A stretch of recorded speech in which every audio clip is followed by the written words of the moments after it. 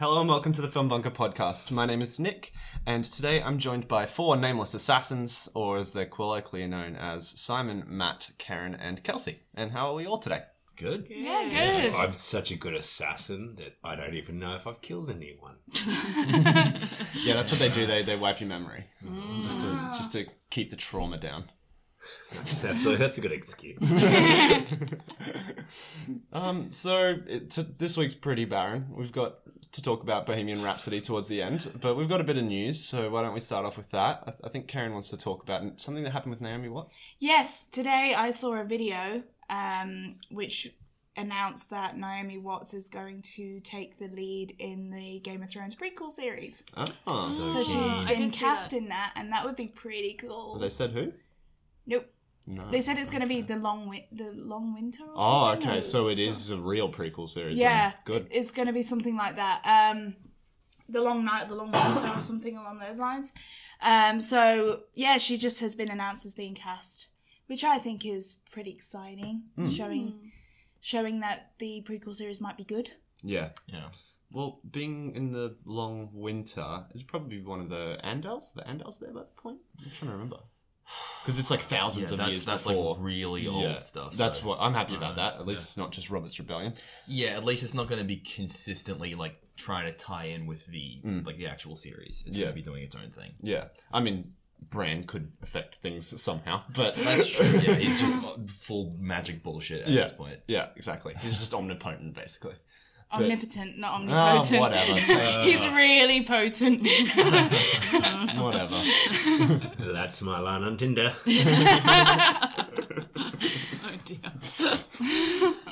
Do you think it's like is it a necessary story? Like, do we need? I mean, this is speaking as someone who has watched a little bit of Game of Thrones, and that's it. I mean, it's better than doing Robert's Rebellion, really, because that's what they've always talked about, and that's already so tied into the current show that it would just kind of ruin things if you got to see every little thing. Yeah, definitely. This is like a story that's set. It'd be thousands of years before from memory. Yeah. Cool. So something a bit different. It's not a necessary story, I don't think, but it's not an unnecessary one. It depends what they do with it, and that's what's good because you don't really know what they're going to do with it. It's not already. Is there a lot of stuff set in that? No, Very little, yeah. So if there's very little set in that time, at least it'll be new stuff and people won't be, like with Game of Thrones, going, oh, but this happened and this didn't happen. It's all new. Is the writer involved? George, he would be. Yeah. I assume he's probably just executive producing. Yeah. Something like that. Yeah. Did he write the source material that's based off?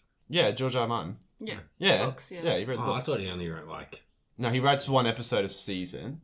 Yeah. But he wrote the books, yeah. No, Game of Thrones books, but I didn't realise he wrote anything else. He's written shitloads. Okay. Yeah. He So writes there is anything stuff. but Game of Thrones. Okay, that makes sense. Yeah. He's written a lot of random sci-fi stuff like in the 80s and around that time. And then he wrote for The Twilight Zone for a period as well. Okay. Yeah. He's done bits and pieces of TV.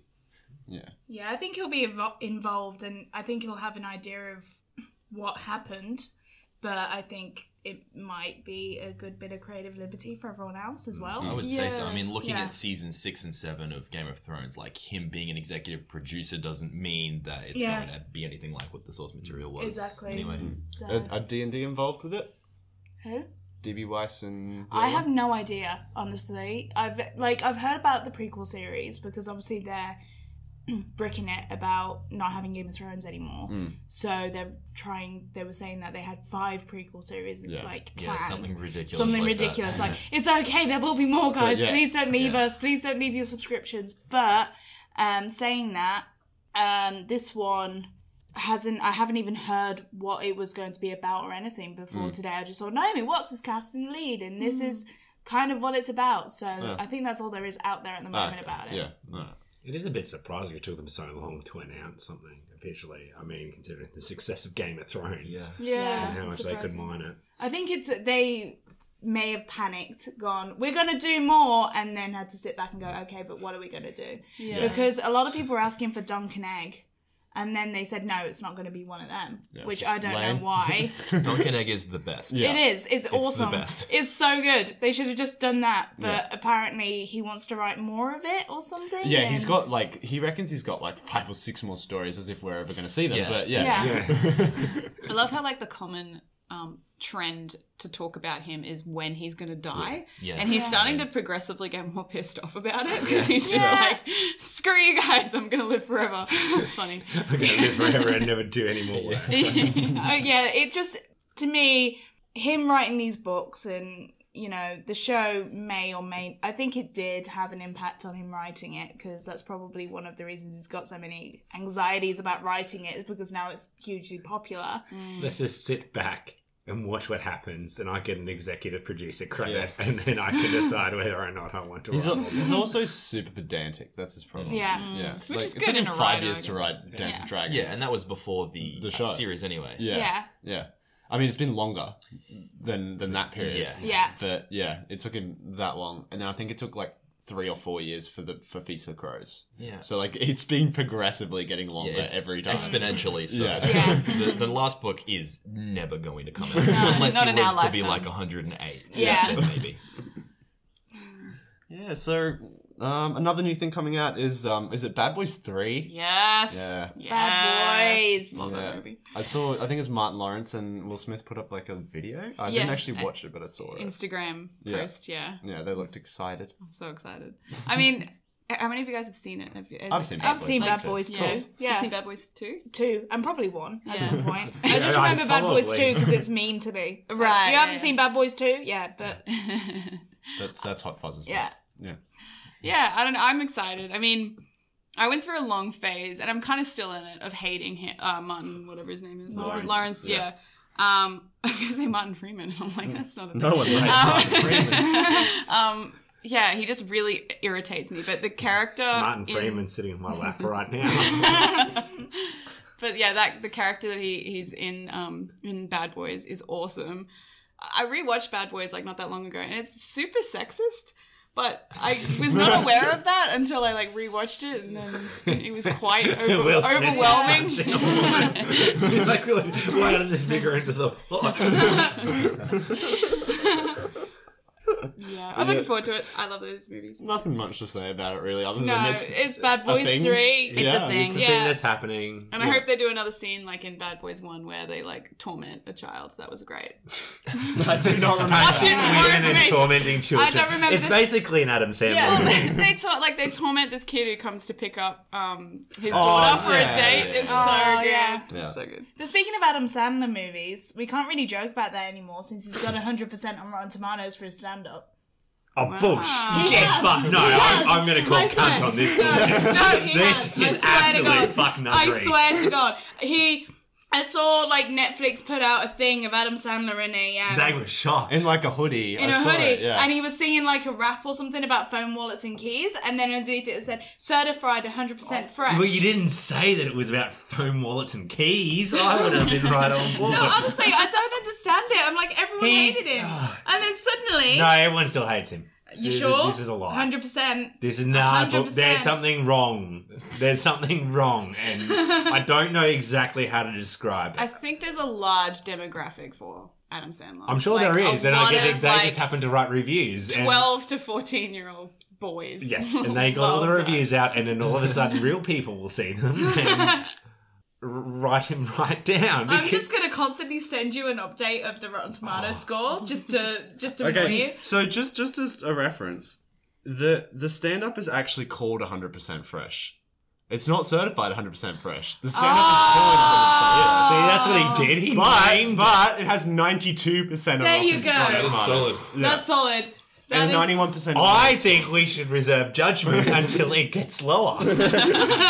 Yeah, but if critics have just seen it, which I think it's out. It's out. Yeah. It's definitely out. Yeah, so, and the audience score is 91, so... So Wow. both It must be critics good. and audiences are like, It's not good. I'll tell you now, it's not good. I can guarantee it. we're gonna have to sit you down like a Clockwork Orange and keep your eyes open and just be like, view it. Tell us where it goes wrong. I like in that movie, my blood will start coming out of my tear ducts and my brain will melt out, like pink goo will come out of it. It's like, well, Matt's taking this to an extreme. It's not my choice. God damn it, he's a fucking hack. Apparently this is the best work he's done in years, so maybe it's Okay, alright. maybe, Yeah. because he's not, like I say, he's not talentless. Like, some of the stuff he's done is good. About 20 years ago, it was really okay. And he's not, like, when he does serious stuff, it can be good too. Like, you know. 50 First Dates. 50 First Dates is great. Yeah, I wouldn't say serious. No, That's not say serious. That's not It's serious. lovely though. Yeah. It's nice. Yeah, he's not. There is a chance it's good. I just doubt that it's like 92% good. I really do. I think it's probably more 72% I good. think we need to get you to do a review on it. Yeah, Maybe we'll have to watch Yes. it. Yeah, you'll have to watch and do a review. Yeah, we've now assigned that to you. Well done. I ended up jacking off. Well, I feel bad for Adam Sandler because everyone like just turned around and hated him so He's much. got $18 billion in I know. his back pocket. But He's people fine. bullied him. And Oh, that's he's sad. fine. He's fine. You know who people... Pixels was bad, but I was like, don't Pixels. crucify him. No, for it. that's post human Sandler. He's not a human being anymore. He's crossed into this threshold of being an android because I think it was probably with the one where he took his he just started when he started doing the movies to take his family on holidays. Oh, yeah. Yeah. That stage of his career. I don't Some think of them are alright. They're okay. Blended's great. Yeah. If that was one of them. Drew Barrymore in it. I didn't mind that. Oh, no, It was okay. This post Barrymore days. Oh, yeah. I think once you get to the post Barrymore Sandler years, you can't feel sorry for him. He does just churn out Grown-ups. stuff, Yeah. basically. Yeah, like Grown-ups. Grown-ups yeah. too, Yeah. especially. He's a happy dude. He's doing what he wants to do. I It's think a he's shame. great. I am a fan. As long as you Adam don't like Sandler. Click, because that is not I great. haven't seen that. Actually, Okay. Click is regarded to be like critically. I know, well, but I don't like it. I don't like it really that much either, but I think that's just because I watched it so many times. But If Click's regarded to be good and Adam Sandler's comedy is regarded to be good, can we just throw Rotten Tomatoes away? Because I think that kind of proves the point. Because Click is shit. you can tell none of us are certified. You can really tell.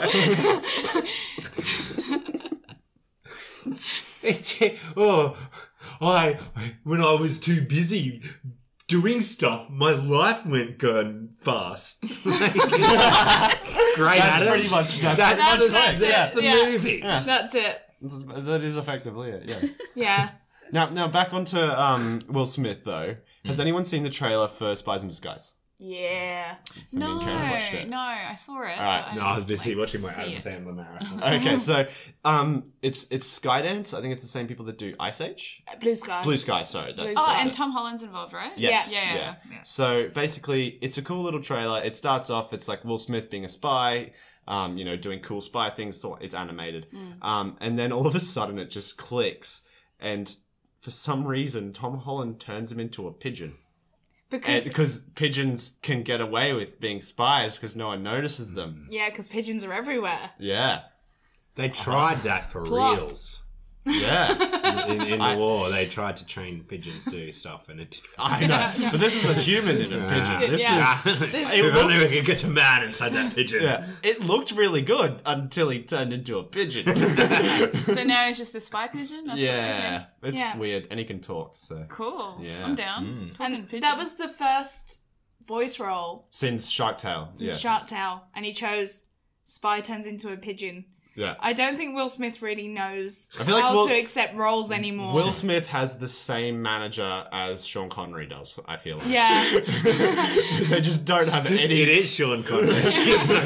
I wanted to get you into a pigeon. You know? And we need to come up with a plot. They're offering him all the Actually- good shit and he's choosing all the bad shit. Yeah, no, honestly, because Sean Connery did do voice work as his last thing. He came out of retirement to do this voice work for this Scottish film, and people think he literally phoned in the lines, as in he called. He called And up said the lines. and said the lines because the line work is, I forget what it's called, but it is terrible, this movie. It's him ordering pizza. Like a large pepper. It's like Job with the puppet. My name is Judge. It's anything they can get. Sean Connery. Hello, who is this? In the movie. Hello. We saw Matt break. I have no idea what's going Matt's on. brain is broken. I think all functions are broken. Well, that sounds horrifying. Sean Connery calling her sex. Just animating that. Just having it's like, how can we turn this into a thing? How do so many of our conversations devolve into Sean Connery? It's what I don't understand. How can we get Sean? Okay, we've got 4 minutes of Sean Connery talking about his cock. How do we get this into an animated duck? Then turn him into a rooster. I would watch that. That would be great. Very cock. Very cock. It's like and savage. At the end of the movie, there's just outtakes and it's just animated me to go, you dirty little. I don't think anyone's going to be able to understand anything you're saying. Yeah, let's move on.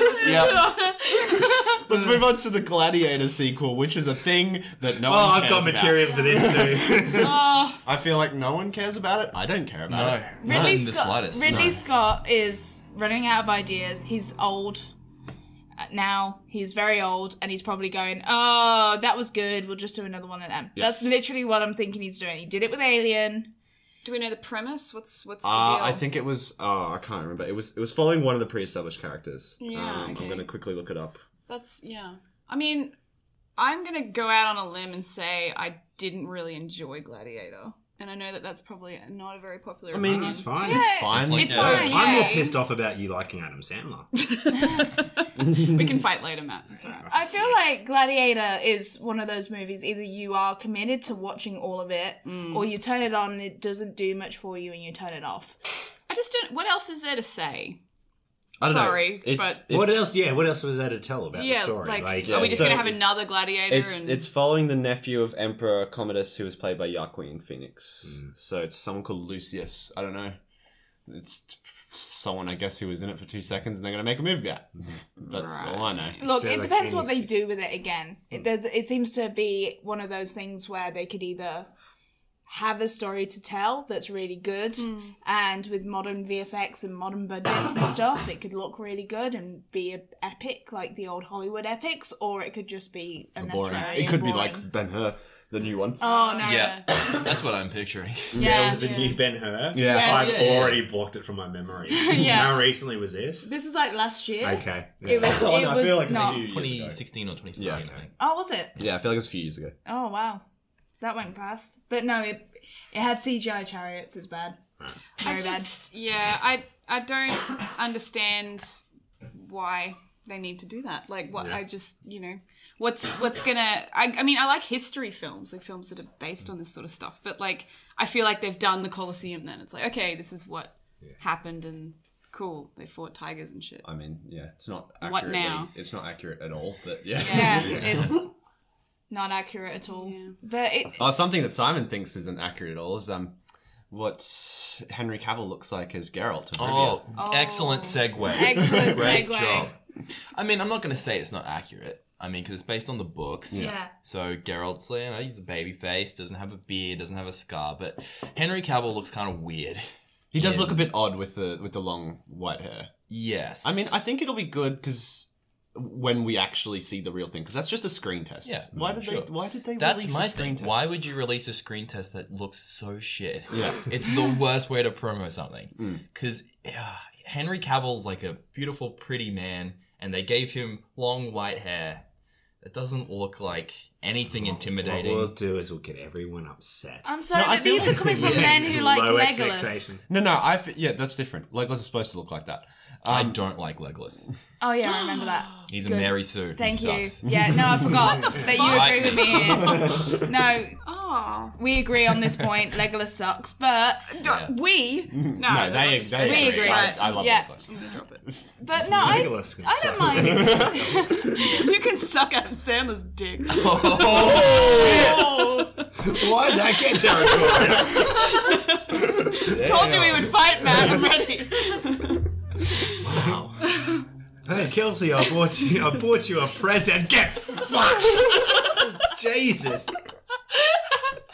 Get back in my corner now. Don't make you sound like the victim. You just lashed out at me.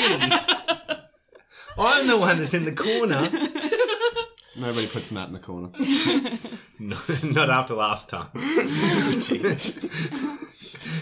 See, I've completely forgotten where we were. talking about Geralt looks weird. Yeah. He should have. I don't know. I feel like if you're gonna make everything look like the books, you're kind of just losing out on potential because he looks so iconic in the games. Yeah. And it's like giving someone a beard isn't gonna make people angry. I feel like what they did was everyone was worried about what he will look like, and so they were like, "Oh, we need to get a photo out there."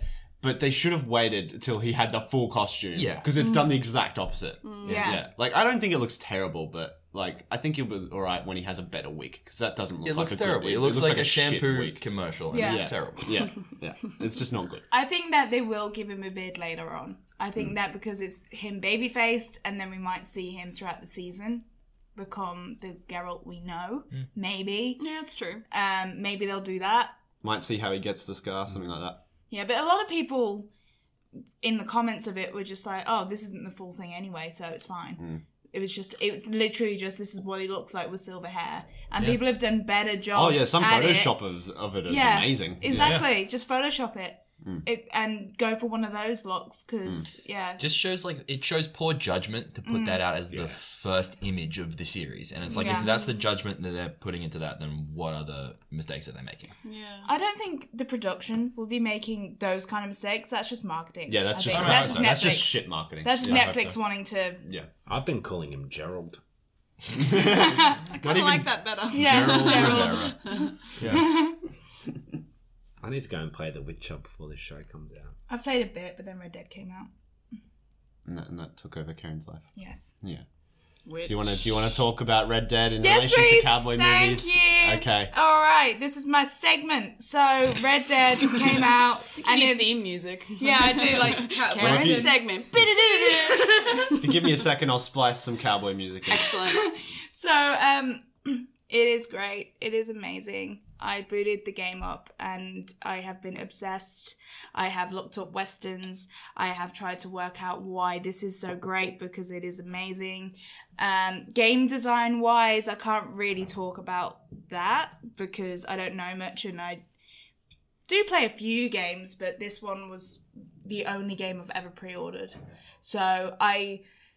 But storytelling wise, it is just gorgeous. It is absolutely fantastic. They have done a prequel, and I was a bit worried about that because I was thinking, we know from what in the first game John Marsden was saying about their gang, but to actually be in the gang and to see all of the different characters there with great senses of morality, and you're trying to work out where you might fit and how you play the character, and it's just a really good job.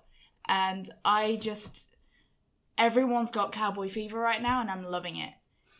Just online, you just see people going on about westerns all of a sudden.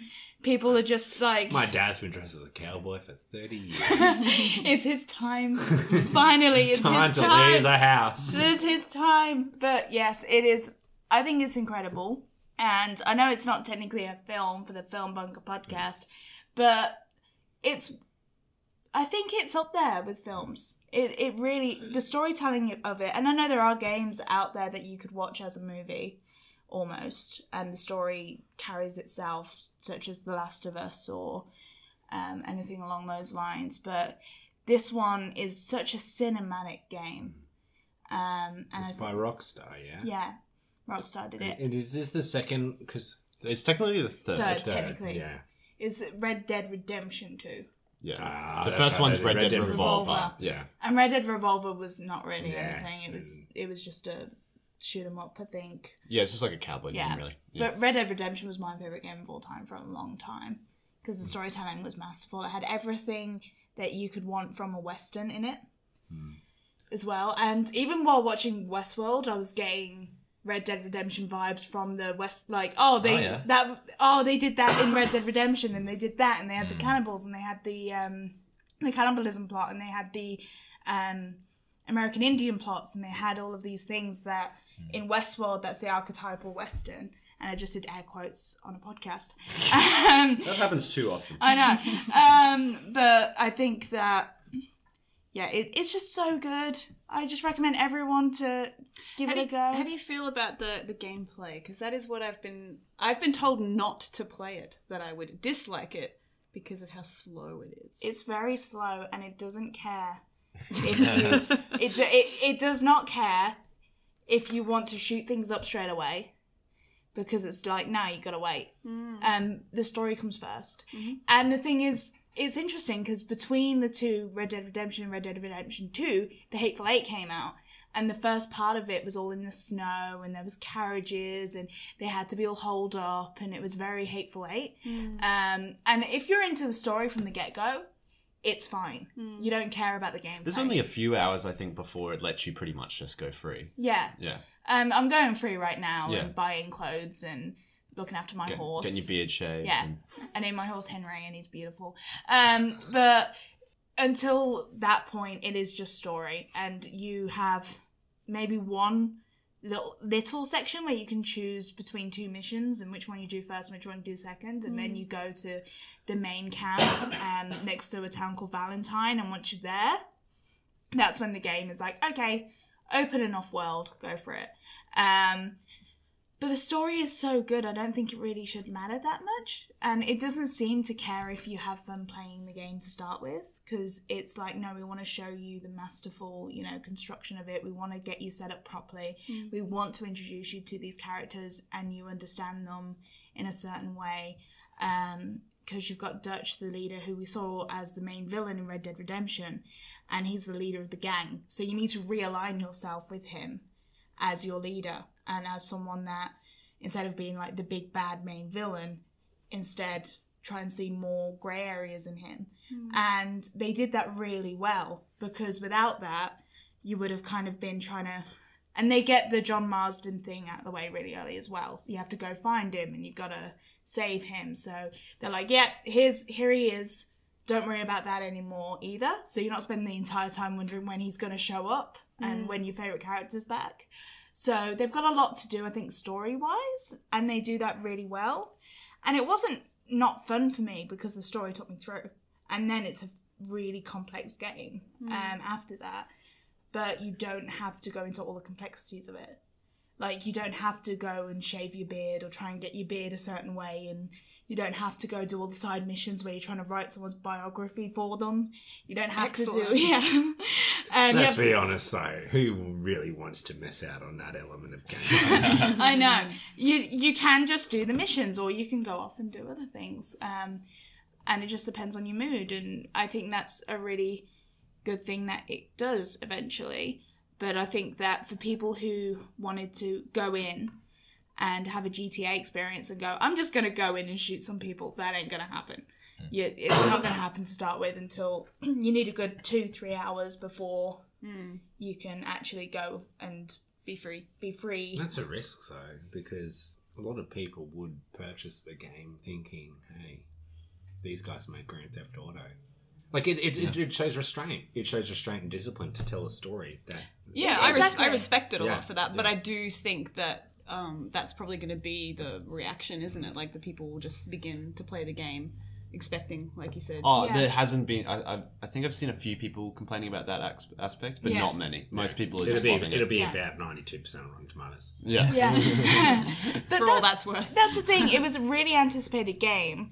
And when Grand Theft Auto 5 came out, I remember people saying, no, but we want more Red Dead, we don't want more of this. And people, of course, wanted more Grand Theft Auto, of course. And there were those people who bought GTA and wanted it. But if you are buying Red Dead Redemption wanting more GTA, why? Yeah, no, you're not getting like, the same thing. I like GTA, I like San Andreas, and I like the gameplay of that, and I like Bully as well. I'm really into Rockstar games. But something like Red Dead Redemption or Bully had a lot more to it, I think, narratively, than GTA. And I go into it to consume the narrative and to be in a Western and to see the immense detail they create the world in. Imagine being such a loser that you're like buying Red Dead Redemption looking for GTA. And you got GTA looking for Red Dead Redemption. It's like, you idiot. Swap them over. Well, what they're doing... It's fine to enjoy them as they were intended. Yeah, they are actually going to release a Red Dead Redemption Online. So that's going to be really interesting because GTA Online is People killing each other all the time. But it's incredibly intricate. It's more intricate than you think. People There's full role playing where you can be police officers and ambulance and and people go into those roles. And it's all I don't even think that role playing was I think it's put in by different the mods. devs. Not mods, sorry. I think it's dependent on the servers. It's dependent on the servers, and I think it's just people like got together on forums and went, okay, we've got this police service, let's go in and we're going to be the police officers, and this is how you enroll, and it's like a But we don't know. We don't know, we've never played it. But from watching videos of people playing it, it's full-on roleplay, people getting into the characters, and it's kind of like if VR chat wasn't all memes. It kind of... What a world that would be. Yeah, it's really interesting to see it, and it'll be really interesting to see what they do, because of course there'll be people who go on Red Dead Online and try and kill everyone and get their stuff. Yeah. But if it is like GTA Online, where it's just, here's the world of Red Dead, you create your character and just interact with other people and it's free roam, and then you buy things for your character as a way to make money, it's going to be really interesting to see what people do on there. And it's basically Westworld. Basically Westworld. That is basically Westworld coming out in a video game. They know what they're doing. Those rock star people. They've always known what they're doing. They've been at it for a little while. Yeah, because I was surprised that GTA Online is their biggest moneymaker right now. Yeah. Oh, well, what is it? Red Dead hit $1 billion in sales already. Oh, yeah. In That like was 2 days. Yeah. It took 2 days. Yeah. People were going for the game at midnight. Yeah. And I've not seen... Like, I know WoW expansions have a dedicated fan base that will go do that, but other than that, I've not seen a game at midnight to launch like that. They're up at midnight anyway. Yeah. No, on the radio, someone was saying that they bought the game at midnight, went home, downloaded it, played it all night, and then literally just went to work. What? Yeah, that dedication. It's impressive. Yeah. So I think that it's really great at what it does. Yeah, I would love That's that. what Like, I've been doing. yeah, that online sort of idea would be really, really cool. Because I played WoW for a really long time, and I loved like that aspect, and then to bring that story like that Western storyline, that'd be really cool. That would be really cool. Oh, and the thing is, like, it may have some issues where people will get too into it, like with WoW, and there's gonna That's why I quit, because I had no life. Yeah, exactly. But I think that it's really interesting that we're gonna get a Westworld thing. It'll be interesting to see what it turns into, especially after VR chat happened. And it would be, and it's interesting to see a Western do all of this as well. Yeah. At this time. Exciting. Yeah. They're coming back. Yeah, so that's why I have nothing to review. Because Yeah. I've been doing that. Well, technically, we do have one thing to review, which is Bohemian Rhapsody, unless you want me to mostly talk about it. My hatred will come through too vehemently, I think, so maybe you should start off. Bohemian Rhapsody was a film about Queen. There was songs. That's it. Oh. Yes. Well, effectively, yeah, there was. Because the characters were super cliche. Like, oh, sorry, I've forgotten his name. Who played Freddie again? Rami Malek. Rami Malek was pretty good. I mean, yeah, he was okay. It was a good impression. Exactly. There's Oscar buzz, I'm told. Oh, yeah, there's all this Oscar buzz about it, and I'm looking at it and I'm like, dude's just pretending to be Freddie Mercury, and it's really obvious, and it's not that great of a transformation. I don't know.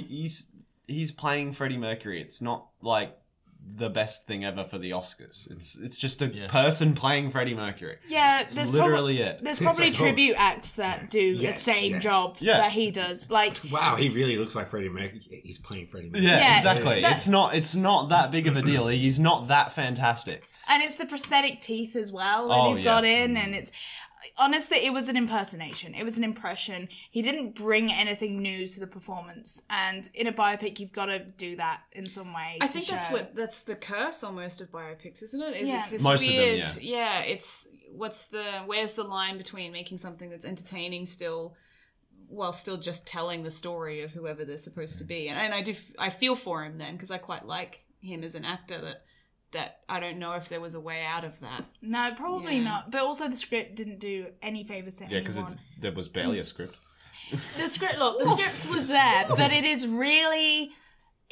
so manufactured, you cannot believe most of it. Yeah. It is so manufactured into cliche that Discuss you know the cliches. it's not what happened. So it starts off with a down on his luck man of an ethnic background who keeps being mislabeled as Pakistani, putting baggage, He works throwing at baggage Heathrow. at Heathrow. Yeah. And then he's got this family who don't really want him to go out and be himself, and he doesn't want to accept his ethnicity. I mean, but He wants that's to be barely different. touched on. That's Yeah, the thing. that's- It's 2 seconds of like, oh, okay, yeah, I don't really want you to be different. I want you to be like how I want you to be, and then that's it. Yeah. Like it's barely touched on. but It's just still a thrown in cliche there. that Yeah, they I know, could- but it's they just throw in there. Yeah, that's what I mean. It's not even like they built the movie around that. It was just an extra thing they just threw Well, in. that's the start of it, and then he meets the bandmates, and then the band goes off, and they record some albums, and there's many montages of many them singing. montages of them recording and singing, and then there's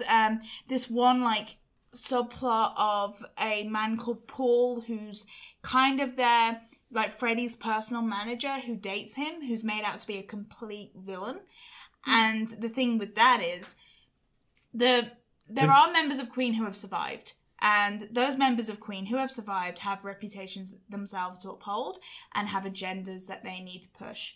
And what was really, I think, bad for me in the film was seeing this really villainous character. It was like, well, obviously the other members of Queen really Oh no, they hated really him. hated him. They made it clear in the movie. Yeah. Like even the characters in the movie say they hate him. Yeah, they Like, really hated him. So and like they've- That poor guy, we Yeah. really hate him. I mean, he was probably not that great of a guy, Yeah. but they make him into like the most conniving villain. Yeah. It's like it's so Yeah. over the Somehow top. Freddie Mercury came up against Lex Luthor, right? Yeah, exactly. Yeah, exactly. And then Freddie gets into a life of opulence because he's on his own and he's really lonely. But it avoids So- all the dirt that came with that. Yeah, it avoids all the there's dirt. there's one thing, yeah. little flash of cocaine once, and that's yeah. it. But the thing is, that's only Freddie, according to Queen. It's Yeah, but like the thing Freddie's is- doing it, and then the rest of Queen are like, we have wives and kids, so we're going home. And it's like, that never happened. We're going to church, Freddie. Exactly.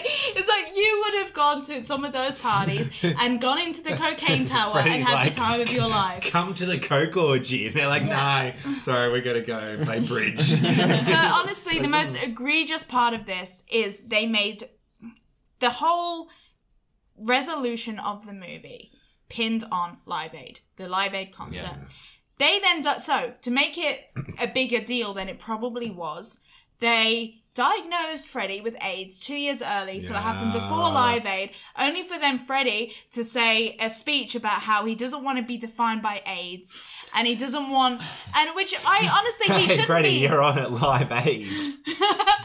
Oh, damn it. No, but the thing is, he shouldn't be defined by AIDS. No. That's absolutely And he fine. wasn't. But for you to then, in your film, make a point of moving the AIDS forward so that Live Aid could be a triumphant... What's the point of saying, I don't want to be defined by my AIDS in a movie? I mean, they're allowed that to. you've written, and you brought AIDS to the forefront with that sentence. I mean, Yeah. they're perfectly allowed to make like that ending move up to Live Aid because they needed something to build up to. All those biopics always have that. Yeah, It's a no, big cliche. I think that but then moving because the it was- AIDS kind of just it was odd. Yeah. It was like they needed to talk about it, but they needed an ending. So they Yeah, went yeah. with Live Aid and moved the AIDS up so they could talk about both. Yeah, and then when he was at Live Aid, they show the phones going off and they're showing like all of this money going into Live Aid, and they're kind of making it out to be, oh yeah, all this money went in because of Queen. It was like, it was a great concert, but this is a really strange climax for your film. You could have had it a lot more subtle. It didn't have to be Live Aid. Could have been Was the better. biggest Oh, I mean, also, event ever. you don't have to recreate the entirety of that set for 15 minutes. Yeah, it was 15 they, minutes. They remake. They could have just cut to the actual thing. There's footage of it. Yeah. It's there. Just It's on put the YouTube. actual thing there. We came home and we watched the YouTube video of the concert because It's we probably wanted better. to see Freddie Mercury do the concert. And if they literally just had it so that it cut to the back of Rami Malek walking out, and then it like goes around and it's the actual footage of Queen at Live Aid, and you show a small bit of it, that would have had the powerful impact of, wow, he did this is a real crowd. Instead, they have like it seems like a CGI crowd. Oh, they're awful. The crowd's That's awful. really bad. And then who are dressed in kind of 80s clothes, but not Oh really. no! They don't. then- They don't no. look. Everyone looks too old to be in the Yes, crowd. When they do cut to people in the crowd, also it looks like there's like 2 people and then CGI people around them. Yeah. And he remakes. I'll give it credit for the fact that they remade that whole thing perfectly. Yeah. All the movements are perfect. Everything is exactly the same. But why? Yeah, you can literally download the video off YouTube and put it in the movie, and it would be... You could have landed on a more poignant point. You could have landed on something to do with his life, or something that he believed, or some sort of connection he had with a human being. Well, I guess that would be my question, like, what was Bohemian Rhapsody going for? It was going for... Like, a... it obviously missed it. Yeah, it was... No, it was going for... I like what you said. Inspiration. I like what you said in your review, which was that it was there to remind Queen fans that they liked Queen. Yeah, it was. It's because people came out of that screening Loving it. and they came out of that screening going, that was so good, like the music, and it was the music which was just Queen. It was, they, in the live performances of Rami Malek singing, they actually spliced So, yeah, his some of voice Freddie's with voices in it. I did Freddie's, hear that, and yeah. so they did, but the actual like non-diegetic music over the top was Queen. And it was meant to be an inspiring movie about Freddie Mercury, who everyone loves, and people got to see Freddie Mercury being what they expect Freddie Mercury to be. But we didn't see any different side of Freddie. We didn't see, you know, even Rami Malek's performance to an extent was kind of a little bit too camp at points. And Sometimes too it was, yeah. showboaty. It felt over the top. Yeah, the thing is, Freddie was like this massive, like, showcasing person when, you know, he was on stage and when he was at parties, but like this, he sustained that at all times, and you never saw any real softer side. Even when he was having like deep conversations with people he loved, it wasn't. You went to the bathroom through that bit where he toned it down a bit when he tells his fiancée that he's gay, basically. Yeah, but and it was toned down in that point, but that was probably the only scene. yeah, and that was meant to be, you know, even the relationship that we all know about, that with a man that he's had with, I forget his name, but Jim, that's it. And we have seen some like beautiful photos of them two playing piano together, and it was apparently a really healthy, loving relationship. He's in it for a few minutes, and it's this conversation that Freddie has with him after a party, and it's not got any real connection there. You don't really see why Freddie has connected with him, of all people. And if they're going to spin this narrative of this horrible that conversation should have been ex-boyfriend, longer. and this horrible ex-boyfriend, and then suddenly he gets with Jim and everything's okay. Because it's all they about him needed to finding do himself something- and being happy with himself. He's talking to this gym guy about. I feel like that conversation should have been a bit longer, a bit and we more should have in-depth. seen why he wasn't happy with himself. Because to be honest, he came into the piece the full Freddie Mercury. Really, Yeah. he never really grew into becoming Freddie No, Mercury. there was he okay. just was Freddie Mercury. The one thing where he wasn't Freddie Mercury was in the first performance where he goes to pull the mic stand up. That's literally the transformation from him being not Freddie Mercury and Freddie Mercury. It was Yeah. him getting on the stage, kind of screwing up the start because he's trying to fix the microphone stand. And you know how he walks around, he has like half the microphone stand to touch the microphone. Yeah. So it's like the origin of that. become So he's like iconic, fucking yeah. around with the microphone stand as he's starting his first performance, and eventually he breaks it, and it's like that. And it's like, now he's Freddie Mercury. Yeah. Honestly, it's not... The thing with it, I think, that makes it worse is the fact that Freddie's dead. 2 band members are alive. 1 band member is a recluse. The poor band member who's a recluse had constant jokes made about him in the film about no one caring about him, which I felt a bit Aren't like... the 3 of them alive? They're all alive, but Yeah, one's yeah. a recluse. One's a recluse, Yeah, yeah. he had nothing to do with it. So Yeah. it was, I think, Roger and Brian had things to do with yes. it. And throughout the entire film, I was thinking about what they were doing, because they was such a big part of it. It was what kind of image are they trying to construct? Because they were saints in it. They never did anything wrong throughout the entire movie. Freddie made a lapse of judgment with this Paul character, which meant that which meant that Queen almost broke up, and he was still seen as this innocent little wallflower, and the villain, who was Paul, was the one that kind of got into his ear and whispered the wrong advice and broke him up with his band members. But the band members were you know, very forgiving people who were quite rightly angry, and they were, you know, and there's honestly no point in which any of them do anything that can be considered wrong to do with the band at any point. And it's, I think, disingenuous. Yeah. And they did try and make Freddie's memory seem, I think, a little bit purer, because he didn't do much wrong either. No one ever really made a mistake. The only mistake Freddie made was listening to a man who was put in there to cause conflict. So I think that is probably the reason why it's so hated by me, especially, because it just feels wrong to make a profit over a narrative you want to spin about your dead lead singer, who there's reports that you are very what's the word? But the thing is, there's reports of them being resentful of him. But they're obviously not, because they made him look good. So I don't know. They also need to make the profit off. They're also only executive producers, so they probably had nothing to do with the script, really. Yeah. Like, they probably had some input, but I feel like they probably had not too much to do with the script. They did, though, because all of the articles coming out about it from the press and all of the production hell that it was in is all, like, the fulcrum of it all was them too. And it was, what do they think? What do they think? They were so, and I think if they weren't so highly involved, I wouldn't be thinking this. But all of the marketing for this film, they are really involved, so it's legit. And it's like, no, there's bias there. It wasn't just some other filmmaker. And because it changed directors and changed scripts and changed screenwriters and changed lead actors, it was literally constructed in a way that it wasn't one person going, I want to find out what made this person tick, and I'm going to try. It was basically just a long music video of all their different songs. A medley of that, pretty much. Yeah. But anyway, that's that. Yeah. How about we go into a bunker battle? Have you thought of anything at all? Yes, I have. I actually have. We're back. So, for the bunker battle, we take a look at a few films and decide what should be kept in a bunker when the world is all finished. So, Karen, what are the two this week? Okay, because of my Red Dead fever, I am going to put into the bunker battle 2 modern westerns, 2 Tarantino films, Django Unchained and Hateful Eight. Ooh. I'm going to start by saying Django.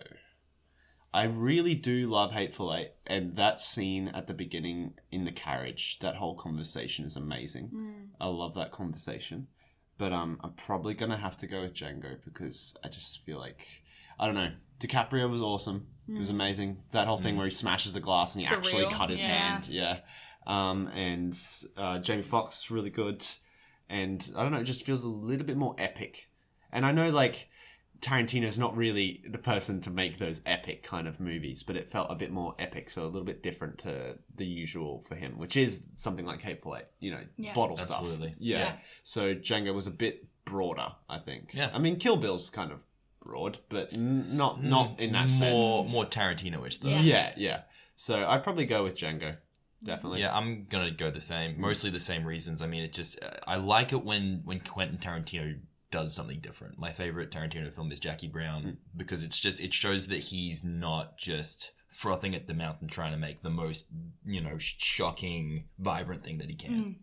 I like it when he puts thought into stuff, because I think he actually does a really good job when he does. Yeah. But that's probably the reason that I would go Hateful Eight myself personally, because to me, Hateful Eight, it is that bottle stuff. They do end up at the cabin. It is the different characters and how they interact with each other. But there's very minimal, I think, shocking scenes in it. Sure. And except for the end. No, the end I don't think is, like, absolutely shock value as some of his other films are. No. I think it was very Reservoir Dogs in the way that the violence was there for an end of some point. Yeah, It wasn't there just to go, oh, look, No, it's it violent. wasn't meant to be shocking. Exactly. Yeah, but I just mean it was gory, that's all, really. It was gory, but I didn't mind that. I mean, Django Unchained is gory. Oh, yeah. Django Unchained No, but is Hateful also Eight, gory. that last whole sequence is, like, super gory. It is, but at the same time, it worked for me. And the conversations was just so good, and the characters were all so good. And I like... Jackie Brown's also my favourite of his. So... But that one, I think, gave me more of what I found in Jackie Brown than I think Django did. Yeah. It was small scale, interesting characters, made in a genre that Quentin obviously has a lot of passion for, had a lot of harkens back to the genre, but at the same time presented a really good new story with, I think, some really interesting things in it. So I think that's why I'll go Hateful Eight. Yeah, well, he did do 2 westerns in a row, which is interesting. Yeah. Oh, well, also Kill Bill is kind of half of it's Western as well. It's, Volume 2 is Western. yeah, sort of. Yeah. You can make the case. Yeah. What do you guys think? Do you want to be the decider? Or do you want me to be the decider? You decide. Oh, you Yeah, say well, which- decider, so yeah. you know if you're going to say what I Yeah. think you're going to say. Well, that's yeah, decider. Karen convinced me. I was actually going to vote Django, and then I heard her, and I'm going to go Hateful Eight. Yes, I'm persuasive. I like it. Matt? I'm going to go There we go. Django. So, Yay, Django go wins. sit on something. Django, like Hateful Eight doesn't stick in my memory as much for some reason. Django just, I felt like the film went on for too long. I felt like it For kind Hateful of Eight or for Django? Django. I agree. I felt like it kind of It is a bit ended, long, yeah. and then it kept going. It's like, hang on, Okay, also, just a side note, Django's soundtrack is way better than Hateful Eight's. That's true. Yeah. But I would think agree with that. Yeah, I do. It's not a factor. Yeah. Yeah. Not for me. Christoph Waltz is such, Oh, he's also. such a fucking good actor. Yeah. I've been swearing a lot on this podcast. You have. Because of Adam Sandler. But no, that performance is so likable because I think that came after Inglourious It did. Django's Yes. after, like, yes. right It did, next yeah. to Yes. each other, Yeah. the performances, because Yeah. that's sort of how he came to fame. And just to be so cold and awful in one film and being so likable and nice in the other, that's kind of my jarring memory from it, is just how he sort of snaps your neck a bit with that. So now I have to go with that one. I would be happy with either in there, so I don't mind. Yeah. Yeah. Everybody wins. So Django Unchained wins. Yeah. And I think we'll do it for this week. And thank you very much for listening. Remember to leave a like and subscribe, and I'll plug as much as I can. In the end, we're gone now. I've lost my train of thought. Goodbye. Bye. Come fuck it!